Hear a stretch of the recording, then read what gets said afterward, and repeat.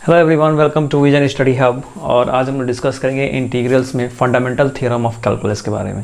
तो fundamental theorem of calculus से पहले मैंने आपको डेफिनिट इंटीग्रल का डेफिनेशन जो है उसको डिस्क्राइब किया था। डेफिनिट इंटीग्रल का डेफिनेशन जो है उसे हम लिमिट ऑफ सम भी कहते हैं, और उस पर बेस्ड जो एक्सरसाइज था यानी जो क्वेश्चंस थे उसको भी हम लोगों ने डिस्कस किए थे।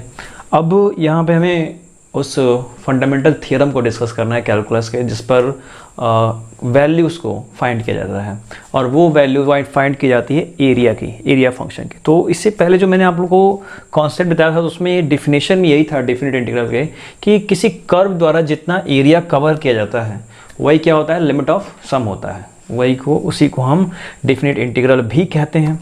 तो यहाँ पे जो एक मैंने कर्व ड्रॉ किया है एक्सिस के अकॉर्डिंग, ठीक है, फर्स्ट क्वाड्रेंट में ड्रॉ किया है इसको, तो ये आपका y इक्वल एफ एक्स, ये आपका कर्व है, और यहाँ पे a पॉइंट दिखाया गया है x इक्वल a, और यहाँ पे x को दिखाया गया, यहाँ पे b को दिखाया गया। ये x का कोई भी पॉइंट हो सकता है, ठीक है, x r हो सकता है, x तो 2b, और ये भी है x इक्वल a और ये x इक्वल b, ठीक है।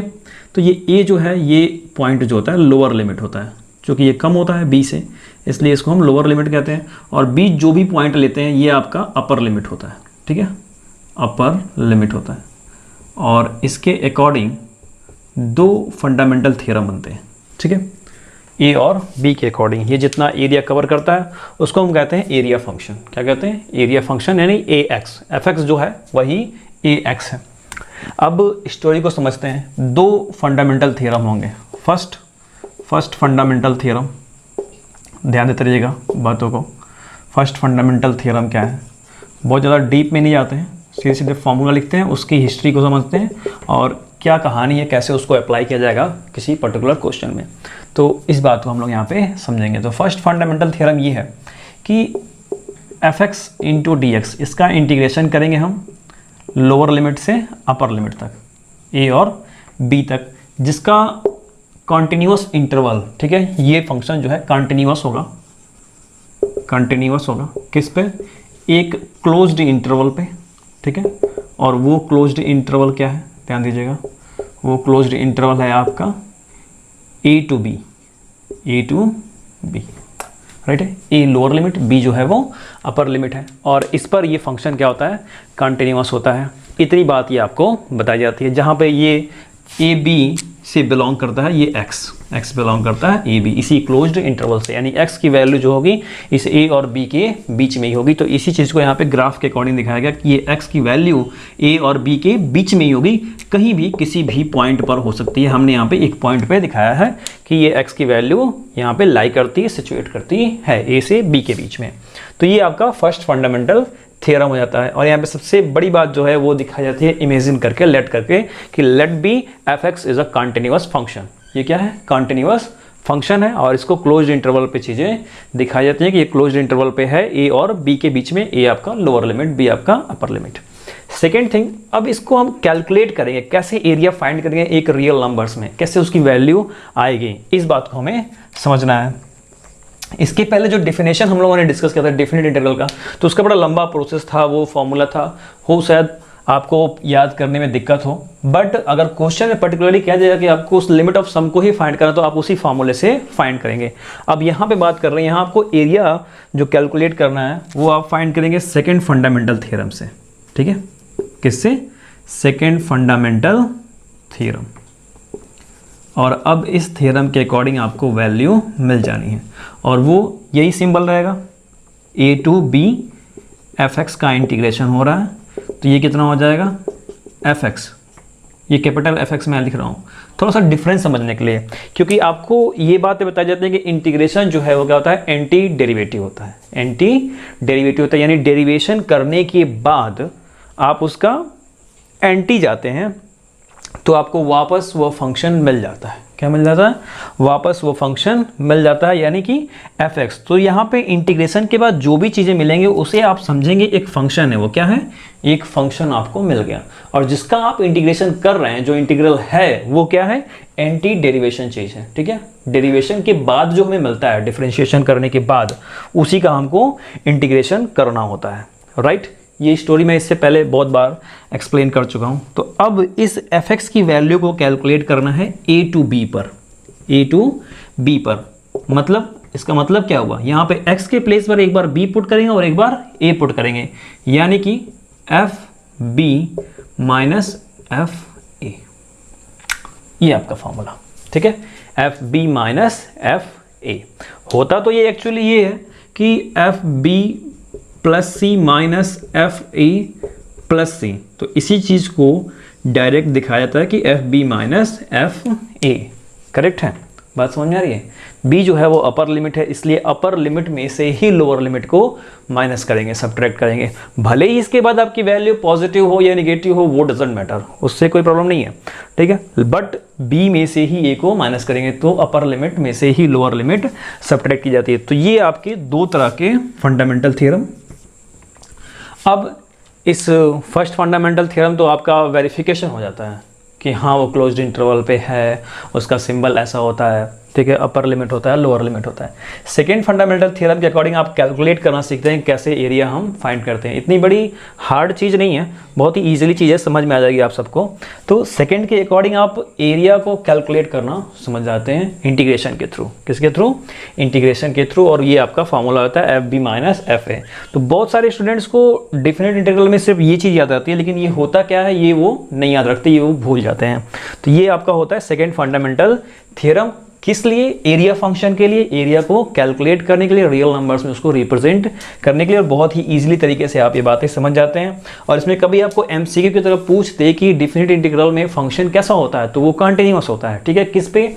तो ए और बी के क्लोज्ड इंटरवल पे। ठीक है, कर्व कैसा बनेगा? कर्व इस तरह से बनेगा, आप उसको ड्रॉ करके दिखा सकते हैं, मीनिंग आप बता सकते हैं वहाँ पे कि x की वैल्यू किससे बिलोंग करती है। राइट, अब हम लोग समझेंगे इस सेकेंड फंडामेंटल थ्योरम पे बेस्ड क्वेश्चन को, ताकि उस क्वेश्चन में कैसे इसे अप्लाई किया जाए वो सारी बातें अभी हम लोग यहाँ पे क्लियर कर लें, डिस्कस कर लें, समझ लें कि कैसे उसे हम लोग शो करेंगे, कैसे किसी क्वेश्चन को सॉल्व किया जाएगा इस सेकेंड फंडामेंटल थ्योरम के अकॉर्डिंग। राइट है, so students pause the video and note it down. आप सॉल्व करते हैं कुछ एग्जाम्पल्स को। यहाँ पे मैंने दो एग्जाम्पल्स आपके सामने रिप्रेजेंट कर दिए। अब इनको मुझे सॉल्व करना है और ये दिखाना है कि कैसे हम अप्लाई करेंगे सेकेंड फंडामेंटल थ्योरम को डेफिनेट इंटीग्रल में वैल्यू फाइंड करने के लिए। तो पहला एग्जाम्पल है कि इवेल्यूट करना है एक्स स्क्वायर को, इसका इंटीग्रेशन हमें करना है 3 और 2 पे। 2 जो है लोअर लिमिट और 3 अपर लिमिट।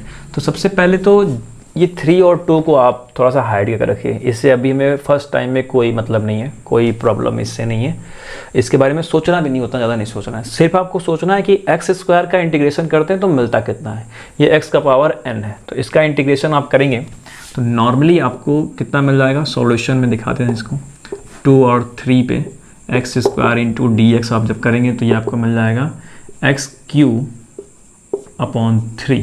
ठीक है, प्लस सी होता है, हालांकि अब ये प्लस ये आपको दिखाना नहीं है, इसको आप ब्रैकेट में ऐसे कर लीजिए। ये आपका 3, ये आपका 2, यही आपका fx है। यही क्या है? fx, जिसके बारे में हम लोग वहाँ पे राइट कर रहे थे फॉर्मूले में। ठीक है, अब इसमें क्या करना है कि fx जब हो गया तो ये i की वैल्यू है, i इक्वल। तो अब i इक्वल कितना हो जाएगा? f3 minus f2, upper limit minus lower limit function में पुट करेंगे।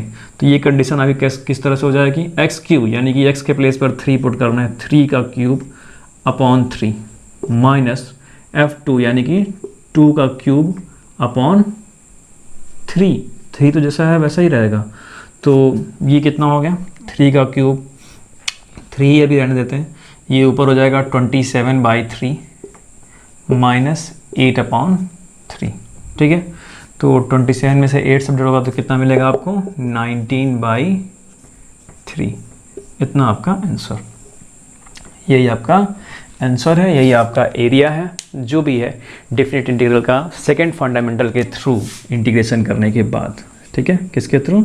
सेकेंड फंडामेंटल थ्योरम के अकॉर्डिंग। ठीक है, ये सेकेंड फंडामेंटल थ्योरम है, इसी के अकॉर्डिंग ये डन हुआ है। f3 माइनस f2 और आपकी वैल्यू मिल गई है 19/3।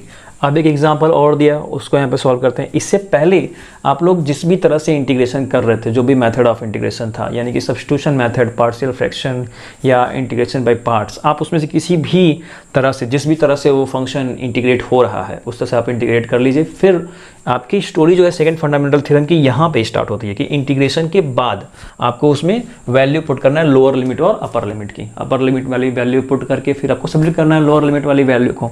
जब आपको यहाँ पे फंक्शन मिल जाएगा तो, और वो फंक्शन कब मिलेगा? इंटीग्रेशन के बाद। इंटीग्रेशन के बाद जो भी मिलेगा वही आपका मेन फंक्शन है।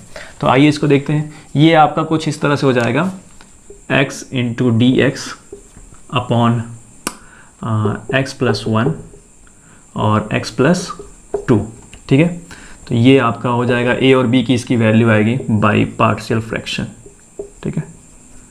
पार्शियल फ्रैक्शन के थ्रू डन करने पर -1 अपॉन एक्स प्लस 1 और ये +1 अपॉन एक्स प्लस 2। b की वैल्यू 1 मिलेगी, a की वैल्यू -1, ठीक है। ये चीज़ है। तो अब इसी को यहाँ पे पुट करेंगे जब, तो ये कुछ इस तरह से हो जाएगा, integration 1 to x into D x upon x plus 1 x plus 2। तो ये आपका कुछ इस तरह से हो जाएगा, -1 upon x plus 1 into D x plus 1 upon x plus 2 into D x. Limit आप यहाँ पे पुट कर दीजिए, 1 to 1 2, ठीक है। आपका मन करे तो पुट करें, ना मन करे तो कोई बात नहीं, नॉर्मली इसको ऐसे रहने देते हैं। तो ये आपकी वैल्यू हो जाएगी कुछ इस तरह से, लॉग माइनस लॉग मॉड में x प्लस 1, ठीक है, मॉड में x प्लस 1, और ये आपका हो जाएगा प्लस लॉग मॉड में x प्लस 2, मॉड में x प्लस 2 आपका ये हो जाएगा। और इसके ऊपर आपका वो रहेगा लिमिट की कंडीशन 1 और 2 आपका अपर और 1 आपका लोअर लिमिट। इसी पार्शियल फ्रैक्शन से कैलकुलेट करेंगे तो यहाँ पर a की वैल्यू मैंने -1 दिखाई है, b की वैल्यू 1 दिखाई है, बट मुझे यहाँ पे कुछ डाउट लग रहा है। ये b की वैल्यू 1 नहीं, यहाँ पे 2 होना चाहिए, b की वैल्यू 2। कैलकुलेट करने के बाद b की वैल्यू 2 आएगी, राइट है, हाँ, b की वैल्यू 2, a की वैल्यू -1। तो ये आपका हो जाएगा यहाँ पे 2, यहाँ पे 1, यहाँ पे, तो ये आपका +2 log x प्लस 2। अब आपको करना क्या है, i equal f2 minus f1, ठीक है। इसका मतलब आपको एक बार इसमें 2 पुट करना है और एक बार 1 पुट करके फिर वैल्यू रखनी है। तो ये कुछ इस तरह से हो जाएगा, ध्यान दीजिएगा। f2 यानी कि एक बार आपको इसमें 2 ही पुट कर देना है और एक बार माइनस करके फिर f1 पुट करना है, यानी ये हो जाएगा आपका कुछ इस तरह से माइनस लॉग, और 2 पुट करेंगे तो 2 + 1 कितना हो गया 3, और यहाँ पे +2 लॉग और 2 + 2 यानी कि 4, करेक्ट। फिर यहाँ नेगेटिव, और अब 1 पुट करेंगे तो ये आपका हो जाएगा माइनस लॉग और 1 + 1 2, 1 + 1 2 प्लस 2 लॉग, और ये 1 + 2 कितना हो गया 3 हो गया, सही है। अब जरा इसको ओपन कर लेते हैं, तो ये हो जाएगा आपका -log 3 प्लस 2 log 4 और ये +log 2 और -2 log 3, ओके। तो -2 log 3 और एक ये log 3 है, तो कितना हो गया ये -3 log 3, -3 log 3, एक ये log 3 है, ये भी माइनस में है, ये भी माइनस में है, तो ये हो गया टोटल -3 log 3। और अब ये +log 2 और ये 2 log 4, तो 4 कितना होता है 2 का स्क्वायर होता है, तो ये 2 का स्क्वायर होगा, फिर ये 2 जाएगा आगे, तो ये 2 का पावर 4 हो जाएगा। तो उसके अकॉर्डिंग जब इसको टोटली कैलकुलेट करेंगे तो ये आपका हो जाएगा log और 32/27, क्योंकि ये 3 जाएगा तो इसके 3 का क्यूब बन जाएगा, तो 3 का क्यूब बनेगा तो 27 होगा, और ये निगेटिव में ही रहेगा इसलिए ये डिनोमिनेटर में जा रहा है। और इन दोनों को कैलकुलेट करेंगे तो यहाँ से वैल्यू आएगी आपकी 32, कितनी आएगी 32, तो वो 32 प्लस में है log 32, तो वो 32 ऊपर और 27 आपका निगेटिव में, तो इसलिए वो नीचे, तो log 32/27 ये आपकी एक्यूरेट वैल्यू है इस फंक्शन की डिफिनिट इंटीग्रल की। तो इस तरह से इसको अप्लाई किया जाएगा क्वेश्चन में। f2 माइनस f1 जो भी उसका क्लोज इंटरवल दिया है, यहाँ पे आपका f3 माइनस f2 दिया था। तो मोस्ट इंपॉर्टेंट ये है कि सबसे पहले तो जो भी इंटीग्रेशन दिया उसका इंटीग्रेशन हम डन करेंगे। इंटीग्रेशन डन करने के बाद सेकेंड फंडामेंटल थ्योरम जो है उसमें अप्लाई होगा और फिर हमें वैल्यू फाइंड होगी उस डेफिनिट इंटीग्रल की, right. So students, pause the video and note it down.